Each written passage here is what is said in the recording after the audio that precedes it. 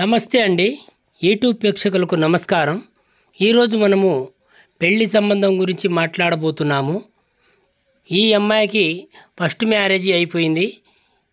అయిపోయిన తర్వాత ఈ అమ్మాయికి వాళ్ళ యొక్క మామ, వాళ్ళ అత్త ఇద్దరు పడక ఈ అమ్మాయి వాళ్ళ దగ్గర ఉండను నేను అని చెప్పి ఆలోచనతో ఆ భర్తను వదిలేసి వెళ్ళి రావడం జరిగింది.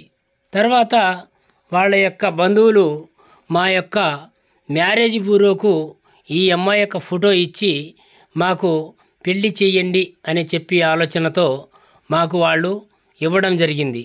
మేము కట్నము మాత్రము ఒక 5 లక్షల దాకా ఇస్తాము, మిగతా మేము ఏమీ ఇవ్వలేము, మా పేద పరిస్థితి, వాళ్ళ యొక్క తల్లిదండ్రులు చనిపోయారు అనే చెప్పి ఆలోచనతో మాకు ఈ అమ్మాయి ఫోటో ఇచ్చారు.